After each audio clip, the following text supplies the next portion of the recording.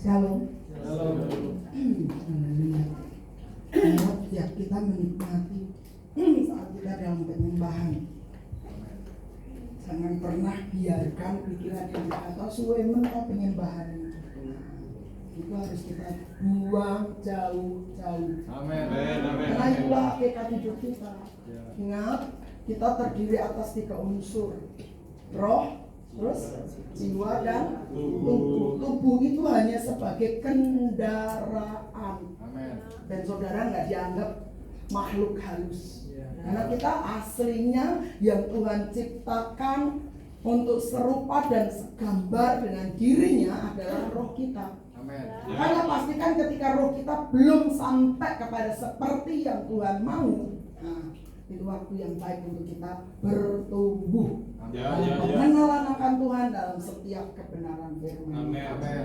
Sedang jiwa itu sebenarnya nyatu dengan roh, alias dia tunduk, gampang ditundukkan. Cuman karena salahnya dosa yang menguasai tubuh ini loh, seringkali jiwa ini ditarik untuk ngikutin yang tubuh lakukan. Ketika saudara sakit, contoh gampang, jiwa itu ada pikiran, perasaan, dan keinginan. Itu adalah jiwa, unsur jiwa. Nah, saudara, ketika engkau sakit, tubuhmu berteriak, aduh ngeluh. Apa yang kau buat? Pertama terlintas di pikiranmu, di jiwamu, yang kau tonton di TV, yang pakai oye itu. Biasanya orang kalau nonton TV sampai ada istilah kemakan iklan. Karena begitu dia mengalami sesuatu dengan tubuhnya, yang teringat bukan firman. Nah, ya Pak ya. Pengalaman pribadi soalnya toh, gitu ya. Yang teringat adalah iklan, saudaraku. Nah, itulah jiwa. Selalu ditarik turun, berusaha tubuh ini mempengaruhi keputusan di jiwa. Sementara roh ini, saudaraku, harusnya terus diisi oleh firman, gak ada yang lain, dan jangan ada yang lain. Amin. Tapi kita lihat sehari-hari hidup kita, jujur saudara, jujur. Kalau saudara hidup sehari-hari, kecenderungannya itu mana yang lebih nonjol? Roh, jiwa, atau tubuhmu? Ini waktu yang baik untuk kita ngaku di hadapan Tuhan. Amin. Ngaku itu membebaskan, alias jujur. Ngaku itu membebaskan. Pengakuan itu membuat saudara lebih lega. Benar. Kenapa? Karena ya itu dia prinsipnya, saudara itu terdiri atas manusia, roh gitu. Tubuh itu hanya sebagai kendaraan yang Tuhan mau pakai untuk mengekspresikan keberadaannya di atas muka bumi yang sifatnya lahiriah, jasmania. Makanya pahami, saudaraku, engkau diciptakan oleh Tuhan serupa dan segambar dengan dirinya. Tentunya memang di manusia roh kita.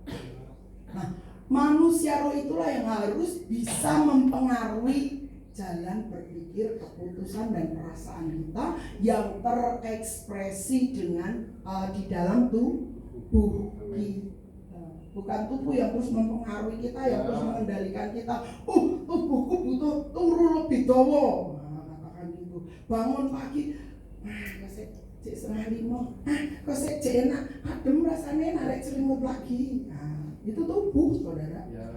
Sementara jane rohmu tuh berkeinginan, ayo bangun dan doa. Puji Tuhan kalau saudara sudah punya jam doa yang rutin, tapi jangan jadi rutinitas. Karena kalau hanya rutinitas, nggak ada pertemuan dengan Tuhan. Padahal Tuhan mau di setiap jam doa kita, Dia ada. Dia hadir. Dia menjumpai saudara. Itu dia. Maka pastikan kita juga terus alami Tuhan di sepanjang hari hidup kita. Sehari itu.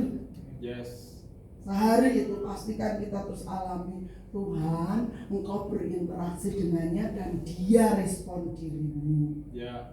Semudah itu? Yes. Amin. Karena saya pernah kakak saya sendiri seperti itu, saudara. Masa kok aku ngaku dosa, Tuhan ngaku. Dia sampai gampang. Nah, itu dia. Secara manusiawi banyak kali kita ini disibukkan dengan hal-hal yang gak penting. Orang tuh pengennya saya bisa dipersulit, ngapain ini gampang. Saudara ngurus KTP. Jane, udah dibikin online, tinggal daftar, nanti datang dengan segala kelengkapannya, selesai saudara digarap dan metu KTP foto paling-paling di kelurahan atau di kecamatan. Kan seperti itu harusnya. Saya ingat masa Pak Bupati siapa tuh yang kita punya satu kantor itu, seperti itu terjadi gitu. Tapi kembali kepada kebiasaan yang iso digawe ruwet, ngapain digawe gampang. Itulah manusiawi. Nah, Tuhan tidak mau itu terjadi dalam hidup kita. Kalau engkau tahu akses bersama Tuhan itu gampang, ngapain dibikin susah? Oh, kudu ngene sih, oh kudu ngono sih. No. Tuhan tidak mau bikin sulit hidupmu.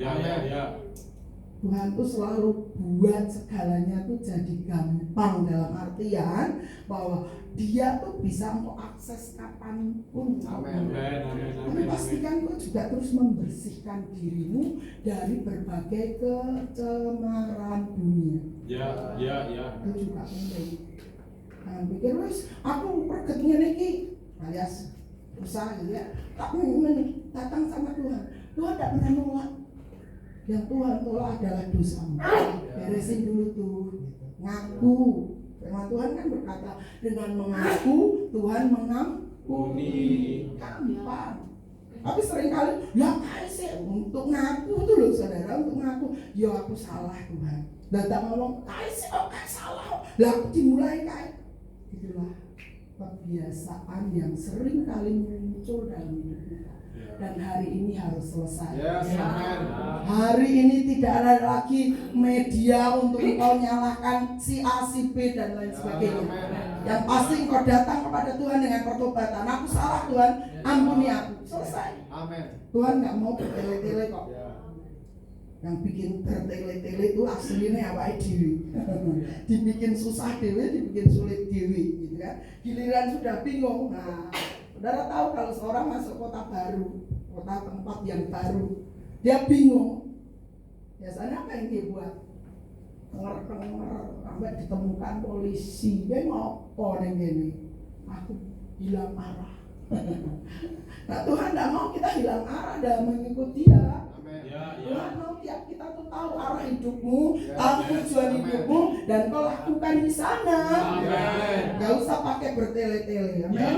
Aku lihat firman Tuhan dari Matius pasal yang keempat.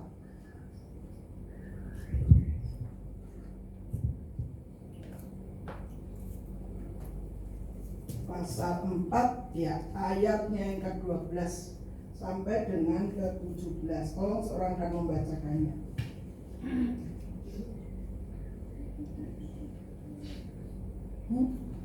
Matius 4 ya, ayat 12 sampai 17. Yesus tampil di Galilea. Tetapi waktu Yesus mendengar bahwa Yohanes telah ditangkap, menyingkirlah ia ke Galilea.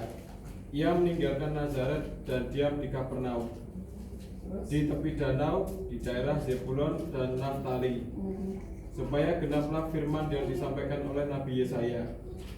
Tanah Zebulon dan tanah Naftali, jalan ke laut, daerah seberang sungai Yordan, Galilea, wilayah bangsa-bangsa lain, bangsa yang diam dalam kegelapan telah melihat terang yang besar, dan bagi mereka yang diam di negeri yang dinaungi maut telah terbit terang. Sejak waktu itulah Yesus memberitakan, bertobatlah sebab kerajaan surga sudah dekat. Amin. Terima kasih.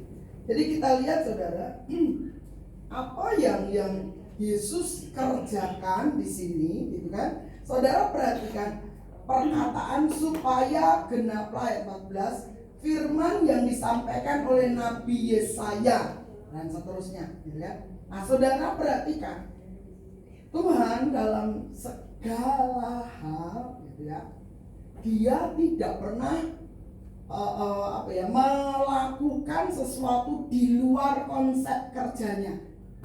Jadi artinya yang Tuhan pernah janjikan itu harus terjadi. Boraketan waktunya tertunda-tunda, tapi yang pasti Tuhan tidak pernah menunda janjinya. Yang bikin masalah, yang bikin tertunda, delay janji Tuhan terjadi dalam hidup kita siapa? Kita. Maka apa yang harus kita buat? Bertobat. Tuhan ampuni aku, kan kata-kata terakhir ayat 17. Sejak waktu itulah Yesus memberitakan, bertobatlah sebab kerajaan sorga sudah dekat. Artinya menyikapi segala situasi keadaan apapun. Pastikan kau tahu apa maksud Tuhan di balik itu. Ya. Jadi tujuan Tuhan itu gampang, damai sejahtera. Tapi kenapa kita masih mupang kayak ulo melakukan tekan-tekan? Ya memang di satu sisi yang tekan happy ending dan kau selesai dengan hidupmu.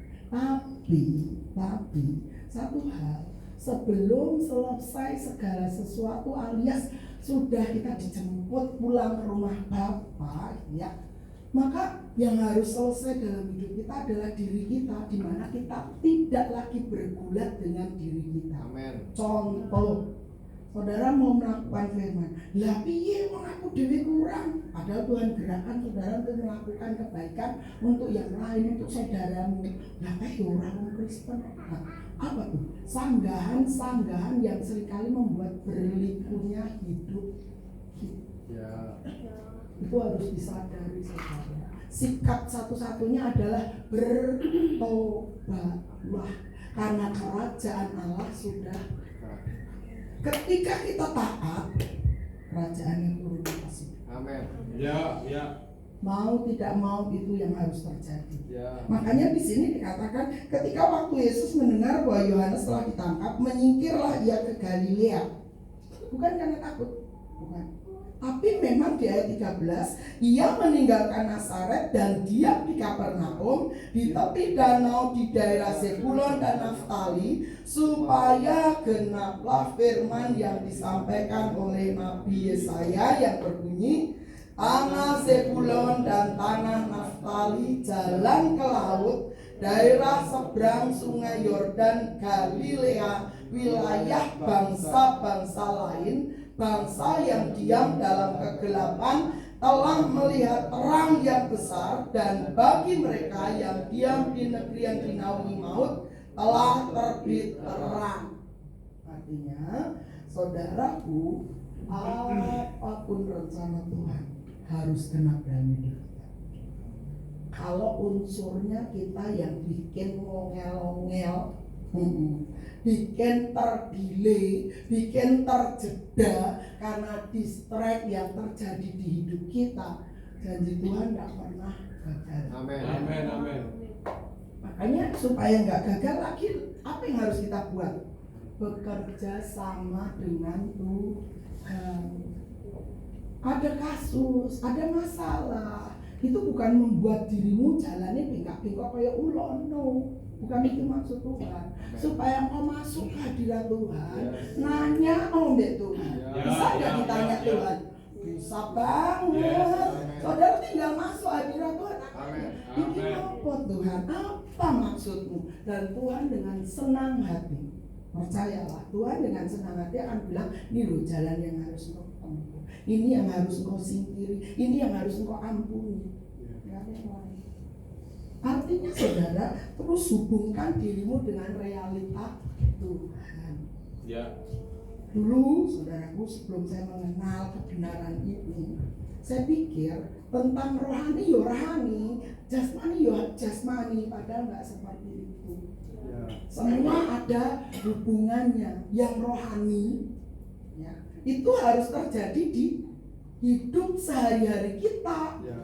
Itu harus. Artinya ketika engkau mau ambil keputusan, semua harus berdasarkan firman. Nah, firman itu kan hal rohani saudara. Gak bisa enggak. Lah engkau aku dewe. Percayalah, engkau enggak dewe. Ada Tuhan yang backup itu. Ketika engkau hidup sejalan dengan firman-Nya. Jadi artinya yang namanya hal-hal rohani itu tetap korelasinya ada dalam hidup sehari-hari. Nggak boleh terpisahkan. Kalau engkau dagang, nah, gitu ya. Kalau engkau dagangmu juga seperti firman ajarkan. Ada kan dalam kitab Amsal, batu timbangan yang berbeda dibenci Tuhan. Artinya saudara nggak bisa bilang, tak kasih tambahan batu timbangannya ben abot aku tambah untungku sithik ben tambah akeh untungku. Itu salah loh saudara. Atau saudara mulai menghalalkan, alah tadi kono luwih gede aku sithik tak tambahi cuanku ben masuk ning aku. Itu juga ndak betul. Salah. Jadi artinya ya wis polosan semono tompomu ya terima kasih mbak Tuhan. Syukuri dengan bosmu yang memang sedang bagi berkatnya segitu. Yang pasti Tuhan, aku tahu apa yang aku terima hari ini aku kelola dengan baik, bertanggung jawab dan cukup. Kenapa orang pengen kaya? Karena dia pikir kalau aku kaya orang akan hargai aku tidak akan berkekurangan, aku tidak akan minta-minta. Siapa bilang? Makin kaya engkau kalau kekayaanmu tidak benar, engkau akan makin haus dengan kekayaan. Kenapa? Karena dasarnya keliru. Pengen sugih untuk dihargai, itu sebuah kekeliruan. Bukan Tuhan itu cemburu kalau engkau sugih, bukan. Tuhan tidak pernah meri kalau engkau jadi sugih. Tapi percayalah kalau kesugihan itu karena Tuhan, karena berkat Tuhan. Firman Tuhan yang berkata, berkat Tuhanlah yang menjadikan kaya, susah payah tidak akan menambahinya. Jungkir jempalek juga tidak akan menambahinya. Makanya percayalah, sudahlah, saudara nggak usah pelit-pelit dengan orang lain. Bukan berarti untuk saya ya, tapi untuk kita semua. Kalau mau digerakkan kepada orang luar, kenapa tidak? Karena dengan cara itu saudara sedang membagikan terang Tuhan yang ada dalam dirimu. Jangan bilang, aku cek kurang ya Tuhan. Itu hidup prinsip yang lama. Yang terus pertahankan. Ya. Dan dikatakan bangsa yang diam dalam kegelapan telah melihat terang yang besar, dan bagi mereka yang diam di negeri yang dinaungi maut telah terbit terang. Tuhan mau biar kita menjadi terang. Lewat apa ya? Perbuatan nyata juga. Tuhan memberkatimu terus tinggal lungo, gitu kan? Pasti enggak, itu sandiwara saudara. Kalau saudara benar-benar Tuhan memberkatimu, ya mulai belajar memberkati dengan tindakan, enggak cuma doa. Oke? Nah saudara, saya belajar satu hal. Yesaya itu tuh dari pasal yang pertama, satu ayat yang pasal berapa yang bilang, walau dosamu seperti kirmisi akan dibasuh menjadi putih seperti bulu domba. Oh, itu statement yang luar biasa saudaraku. Coba kita lihat pasal yang pertama, Yesaya.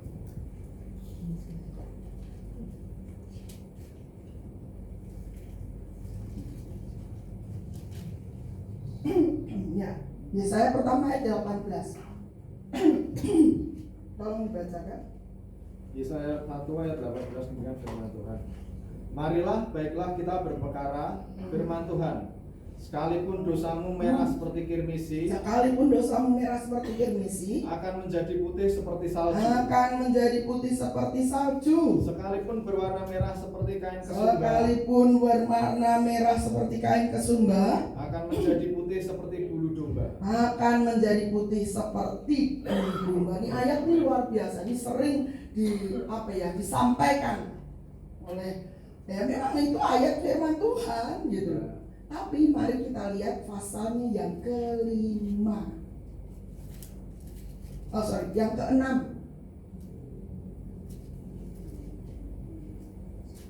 Pasal yang keenam ayat 1 sampai dengan ayat yang keberapa? 6 saja. Nah, ketemu? Ya. Yuk kita baca sama-sama. Yesaya mendapat panggilan Allah. Ayat 1 mulai 2-3. Dalam tahun matinya Raja Uzia, aku melihat Tuhan duduk di atas tahta yang tinggi dan menjulang, dan ujung jubahnya memenuhi bait suci. Para serafim berdiri di sebelah atasnya, masing-masing mempunyai 6 sayap. 2 sayap dipakai untuk menutupi muka mereka, 2 sayap dipakai untuk menutupi kaki mereka, dan 2 sayap dipakai untuk melayang-layang. Dan mereka berseru seorang kepada yang seorang, katanya, Kudus, kudus, kuduslah Tuhan semesta alam, seluruh bumi penuh kemuliaannya. Maka bergoyanglah alas ambang pintu disebabkan suara orang yang berseru itu, dan rumah itu pun penuhlah dengan asap. Lalu kataku, celakalah aku binasa, sebab aku ini seorang yang najis bibir, dan aku tinggal di tengah-tengah bangsa yang najis bibir. Namun mataku telah melihat Sang Raja, yakni Tuhan semesta alam. Tetapi seorang daripada serafim itu terbang mendapatkan aku. Di tangannya ada bara yang diambilnya dengan sepit dari atas mezbah. Lanjut.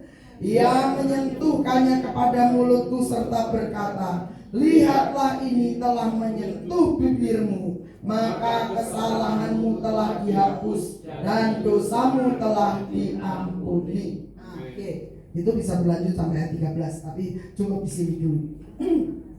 Saudara tahu tadi ayat yang pasal pertama, kita lihat ayat yang begitu powerful.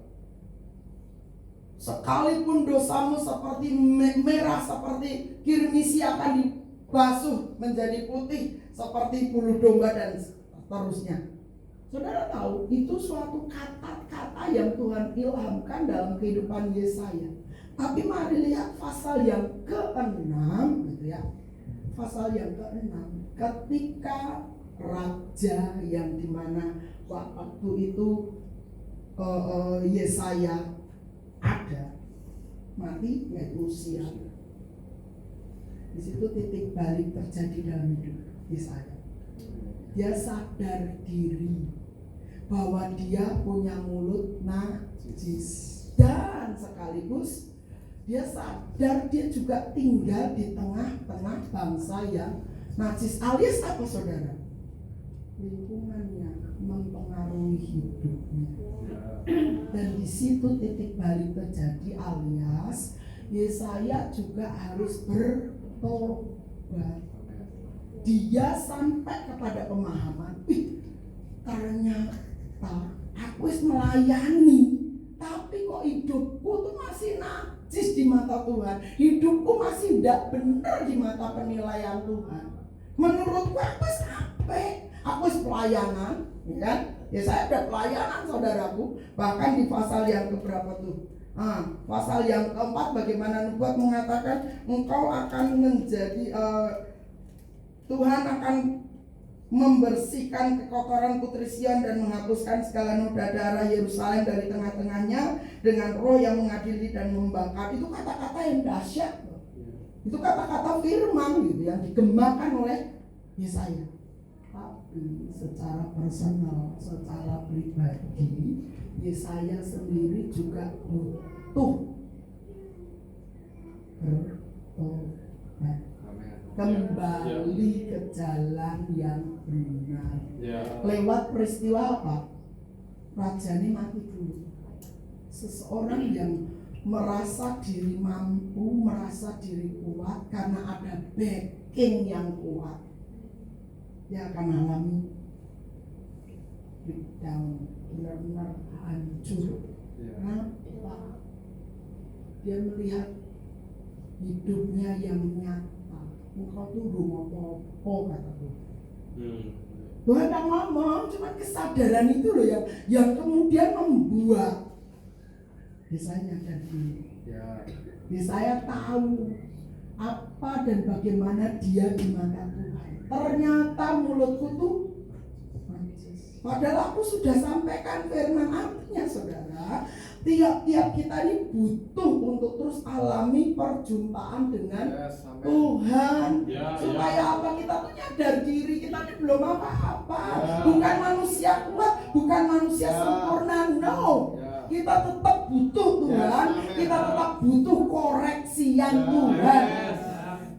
Jangan pernah merasa engkau sudah seorang yang wah. Saya terus merasakan bahwa saya bukan siapa-siapa. Dan saya bersyukur saudaraku, pada suatu ketika saya ini terima sebuah kebenaran tentang seorang yang istilahnya aku lupa waktu itu. Tuhan biar jadikan aku seperti itu, orang ngawai gitu. Bukan ngawai terus aku tidak merasa seorang yang dipakai Tuhan atau yang bukan, tapi lebih kepada nggak ada kemanusiawian yang harus kutonjolkan.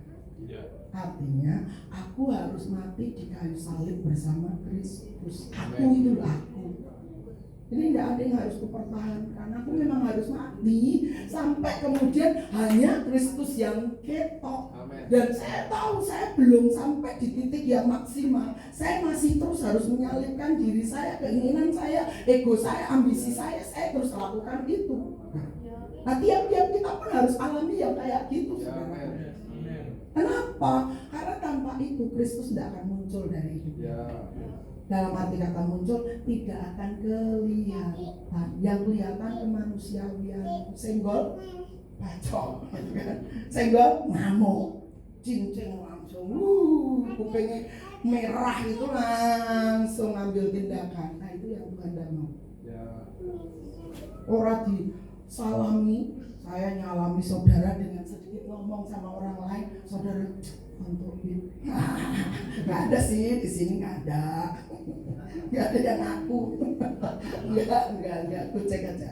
Jadi artinya ayo pastikan kita memiliki hati yang sudah habis, kemanusiawian yang sudah habis.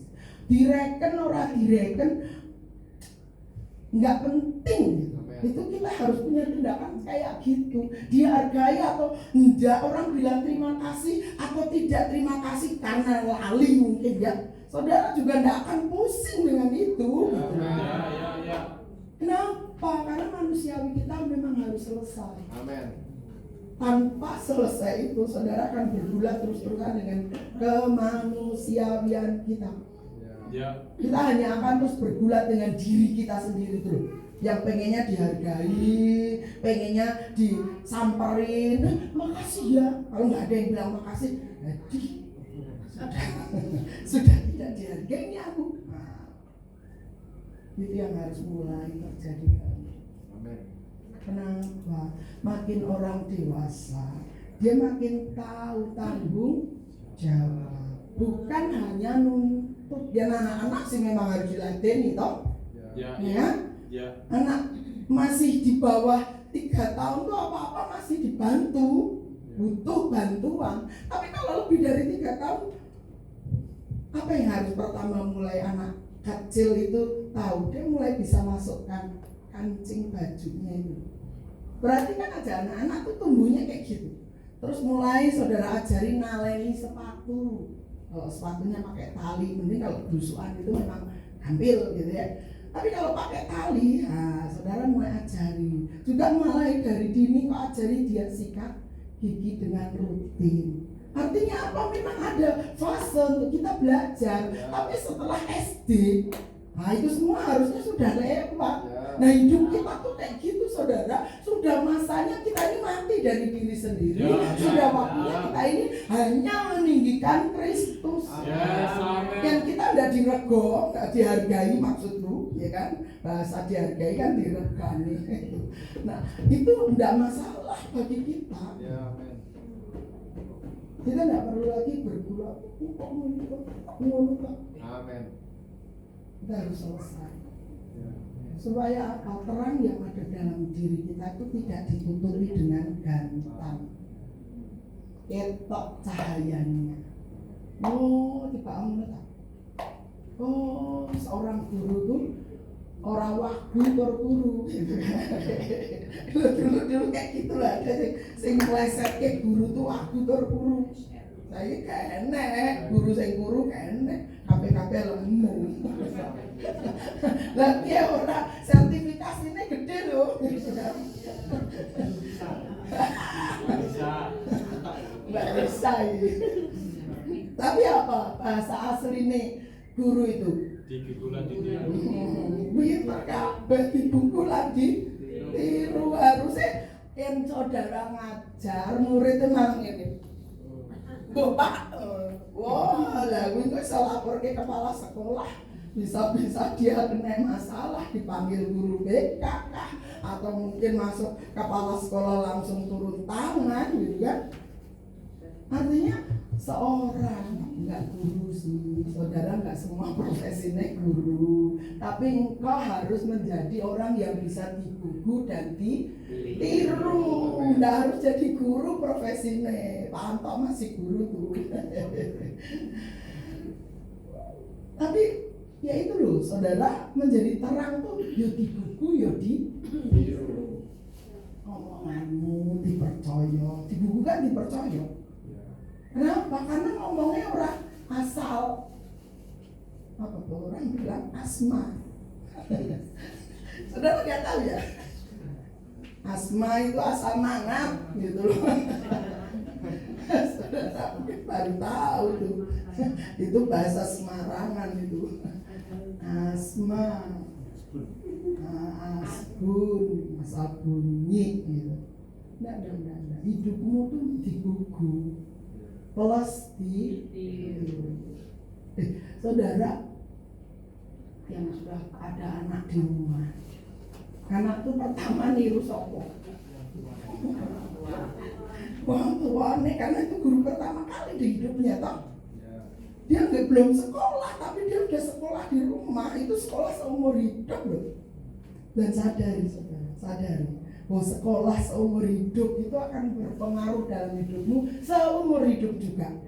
Kalau tidak segera diberesi, sing apik dilanjut, sing ala ditinggalin, dibuang.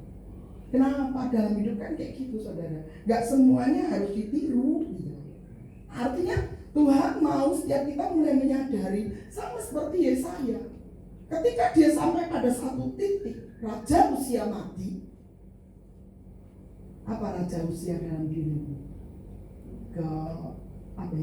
Kebanggaan. Ya saya bisa saja punya perasaan bangga melayani seorang raja, saudara. Dia bisa saja bangga, tapi kita lihat ketika usia mati, raja usia mati, nah itu titik balik dalam hidup Yesaya. Nggak usah nunggu mati yang lain-lain, matiin aja saudara. Yang membuatmu bangga, yang membuatmu besar kepala, yang membuatmu merasa lebih dari yang lain, matiin aja. Dengan rela, amin. Dengan sukacita, jangan dengan terpaksa, tapi dengan sukacita. Udahlah Tuhan, aku tidak mau lagi cari pujian dari manusia. Aku tidak mau lagi yang ora disambut rasanya kok. Nggak boleh ada dalam mereka. Itu bagi saya. Jadi artinya gini, tiap-tiap kita itu buka hati untuk kebenarannya, menyadarkan kita. Saya bilang, waduh, mulutku najis. Padahal dia sudah dipakai mulutnya untuk menyampaikan firman. Tapi pada satu titik, saya sadar dia najis dia. Bukan berarti saya bilang, aku hidup di tengah lingkungan yang najis juga. Dia nyalahin lingkungan, tidak. Tapi di sini kita memetik sebuah pembelajaran bahwa lingkungan jangan sampai berpengaruh atas hidupmu. Ya. Yang harus berpengaruh atas hidup kita hanya firman. Ingat baik-baik, firman harus jadi hierarki tertinggi atas hidup. Karena hanya dengan demikian loh, saudara menjadi orang yang melakukan firman. Mau saudara jadi Kristen puluhan tahun sampai mati katakan, Tuhan tidak reken akanmu. Tuhan reken gimana engkau taat kepadanya. Tuhan perhitungkan bagaimana engkau melakukan firman-Nya. Karena hanya itu yang akan membuatmu mendapatkan mahkota kehidupan sebesar apa. Nah, nanti kata besar, hiasan itu loh banyak. Maka di sini loh saudara, tempatnya kita ini digembleng untuk menjadi lebih baik lagi. Dan sekali lagi saya sampaikan, saudara tiap hari terima daily devotion. Ojo di scroll tok. Baca dengan sesama. Pastikan itu menjadi rema dalam hidupmu yang terus berpengaruh atas setiap keputusanmu. Karena itu akan menyatukan lain kita, menyatukan keberadaan kita di mata Tuhan dengan satu suara kebenaran. Jangan pernah biarkan kebenaran yang lain. Kalau saudara lihat ruang Tiranos kemarin, ada orang-orang tertentu yang menyebut dirinya hamba Tuhan, pendeta, meramalkan kalau ini naik akan terjadi begini-begini. Saya senyumin aja. Kenapa? Ya manusia bisa meramal, tapi siapa yang menentukan? Tuhan. Itu pasti.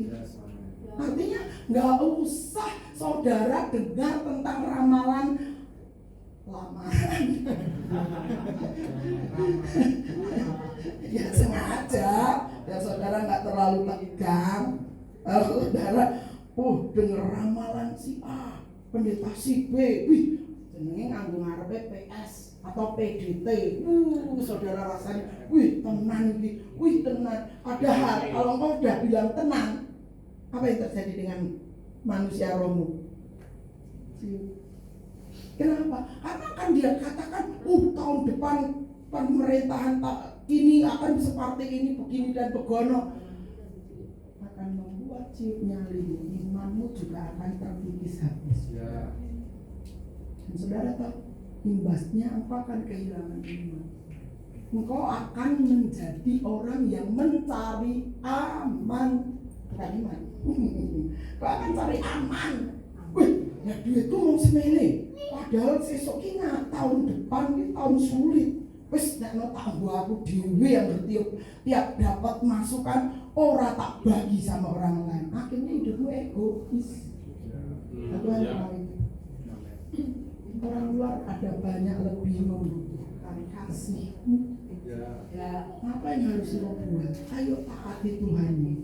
Ayo lakukan firman-Nya, sehingga engkau tidak penuh-penuh mempercayai ramalan atau lamaran. Dan saudara hanya percaya firman, itu maksud saya. Ayo firman itu yang terus menggempur hidupmu, sehingga segala kecemasan, kekhawatiranmu kau taruh di kaki Yesus. Kau tidak usah takut. Dia Bapa yang baik, Allah yang setia. Sebelum ada kebutuhan, kau boleh baca ayat ini. Sebelum muncul kebutuhan, Bapakmu sudah tahu. Dan kalau dia tahu, masa dia akan menang-menang buyak gini? Pernah kau dengar Tuhan bilang buyak? Tidak. Walau itu bahasa orang Sragen. Tuhan tahu bahasa manapun juga gitu. Model sedel nggak enak. Nggak enak di kamus gua itu nggak enak. Yang Tuhan tahu, dia butuh. Sabar nak, wis tersedia. Tinggal kok gimana cara ngambilnya. Ambil dengan tangan imanmu lewat doamu, lewat keyakinanmu. Nah ini satu kunci lagi. Kalau engkau sudah berdoa, saudara, pastikan engkau percaya Bapakmu mendengar. Jangan terlalu berdoa Tuhan, kok urung tekan-tekan yo, kok urung dijawab-jawab ya. Nah itu namanya nggak percaya. Begitu engkau berdoa, terima kasih Tuhan. Nah, ucapan syukur mulai mengalir. Walau kau belum melihat tanganmu enek isi gitu. Tapi kau percaya Bapakmu sudah mendengar dan menyediakan. Makanya nggak perlu kau papai. Ya, kalau orang Sunda bilangnya papai. Kau nggak perlu cari-cari gitu. Kemana-mana, ayo doakan aku, ayo doakan. Sudah lewat waktu itu. Amin. Engkau harus berdoa dan percaya dengan ucapan syukur. Coba satu ayat terakhir, Filipi 4.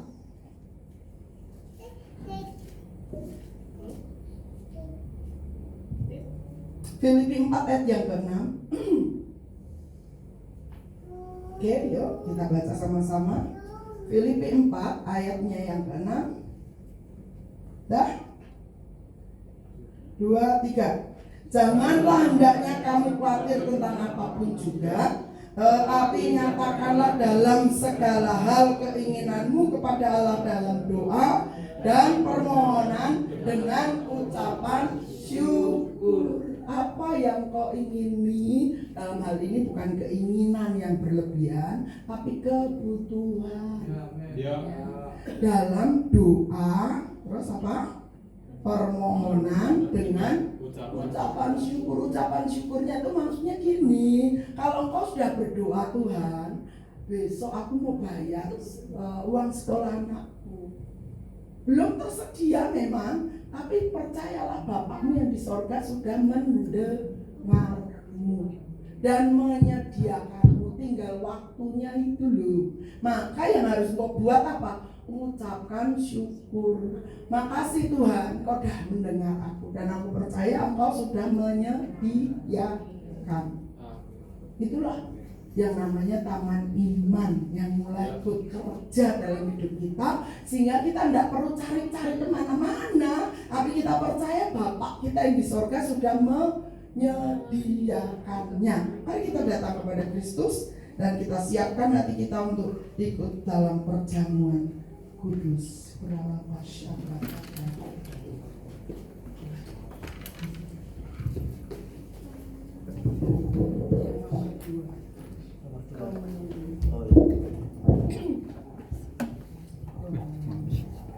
Saudara, kita mau kembali naikkan pujian Bapa yang mengenal hidupmu.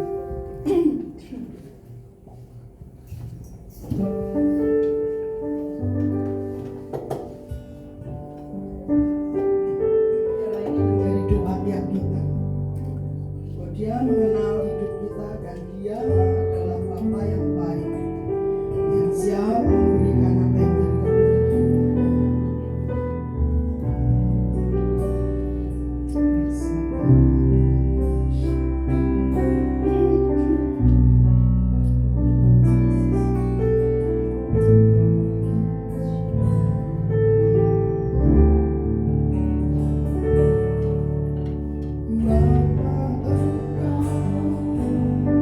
Bapa engkau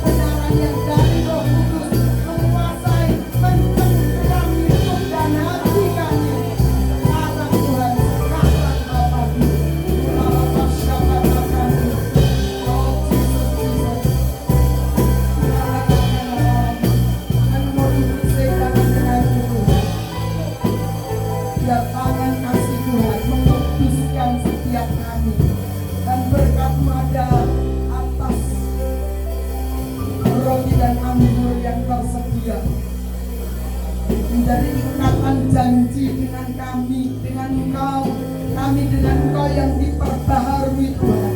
Kalau selama ini ada banyak rintangan, ada banyak distraction yang mengalihkan hati kami daripadamu, dari cinta akan Engkau, dari cinta akan kebenaran-Mu. Oh Bapa, lewat perjamuan kudus ini, Tuhan menyatukan kami kembali dengan pribadi-Mu, dengan realita-Mu, dengan firman-Mu, agar setiap kebenaran-Mu tidak ada lagi keraguan di pikiran dan hati kami untuk mempercayainya, melainkan firman-Mu berdaulat atas hidup kami. Murahkanlah pasyafata kami karunia. Dengan pertobatan Tuhan, kerajaan Allah turun atas hidup kami. Dengan pertobatan dan kerajaan Allah datang dalam hidup kami, terang-Mu bercahaya melalui hidup kami, di dalam hidup kami, sehingga kami tidak perlu mencari-cari lagi Tuhan, tapi setiap waktu kami menemukan Engkau, kami menerima janji firman-Mu, dan kami hidup dalam anugerah-Mu. Terima kasih Tuhan. Kuduskan pelayan-pelayan-Mu, kuduskan kami semua, kuduskan roti dan anggur yang tersedia. Nah, kami mau duduk sehidangan dengan-Mu. Berkat ini menjadi berkat kesehatan, berkat kekuatan, berkat persekutuan dengan-Mu, sehingga tidak ada yang bisa memisahkan kami dari kasih-Mu Tuhan, melainkan membawa kami lebih erat lagi, karena kami mengalami titik balik dalam hidup kami di hari ini. Terima kasih Tuhan. Kami terima perjamuan kudus pagi hari ini di dalam nama Allah Bapa, Anak laki-laki dan Roh Kudus, yaitu Tuhan Yesus Kristus. Amin. Serupa gambar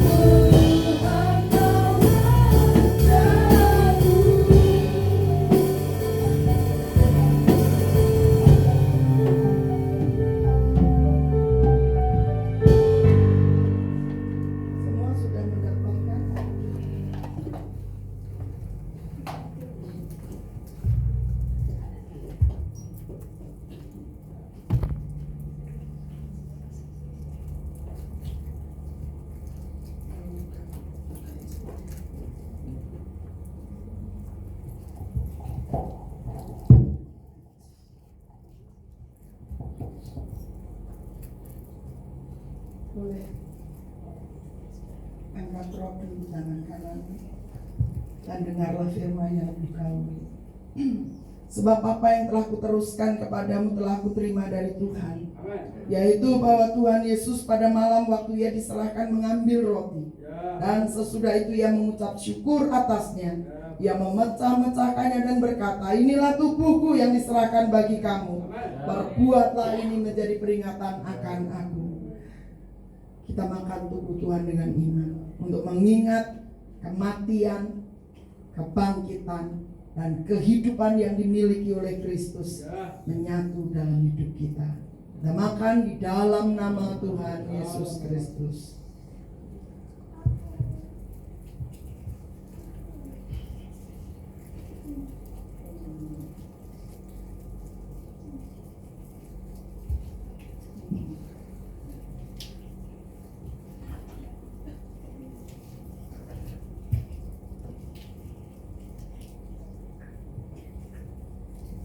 Orang angkat anggur di tangan kanan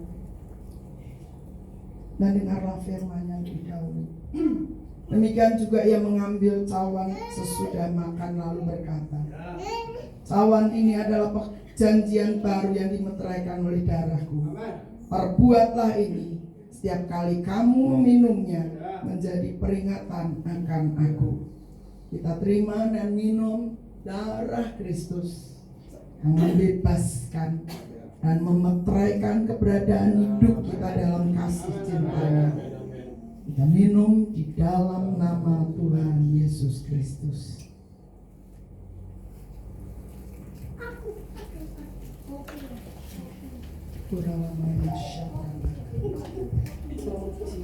Jesus, terima kasih Tuhan. Bapak Ibu jangan fokus ke anak-anak. Kalau perlu mengucap syukur pada apa yang Tuhan sudah lakukan. Dia bukan hanya mati bagi dosa, tapi waktu itu juga Dia bangkit dan Dia hidup. Pastikan hidupmu juga beralaskan keyakinan bahwa Dia sudah bangkit dan Dia hidup sampai hari ini untuk dirimu dan untuk mendengar doamu. Dia terus bersyafaat bagimu. Hari-hari ini menghadapi banyak pergumulan, percayalah engkau tidak sendiri. Bapamu terus berdoa bagimu untuk kau menang dari semua masalahmu, menang dari semua persoalanmu. Mulailah kau berkata-kata di hadapan Tuhan. Ungkapkan apa yang menjadi keyakinanmu, mensyukuri jalan hidupmu yang hari-hari ini kau harus lewati dan lalui. Percayalah tangan Tuhan ada atasmu dan Dia tidak meninggalkanmu sendiri. Dalam ayat syakataga Nikato nari pasik benderu kalapasyaka. Tuhan, biarlah lewat momen ini kami berjumpa dengan kebenaran-Mu, kami berjumpa dengan pribadi-Mu, sehingga kami tidak lagi melihat sesuatu yang manusiawi yang seringkali menggoyahkan kami, tapi kami melihat rencana-Mu yang besar di balik peristiwa-peristiwa dalam hidup kami. Dia tidak meninggalkan kami sendiri. Dikalalamaya syakatakan deralamaya orana takaralah masyakatakan dikalalamase orekan dirunati amaralawa syakaniha anakaralapase kan diaporalapasyaku nikata-kata maralapasyaka. Nah, untuk sesaat berbahasa rola, bukan penyembahan, berkata-katalah di hadapan Tuhan. Bapamu yang mengenal engkau, Bapamu yang mengenal perkataan-perkataanmu itu, Bapamu juga yang akan intervensi atas hidupmu. Wikandorana kiakala pasyaka urakala pasekede nikio tusienda lakatonaka bakakala yola paseke ndatoto karyala paseke nemado detokodo. Ayo berkata roh sampai titik tertentu engkau rasa Tuhan jamah hidupmu, engkau rasa Tuhan pulihkan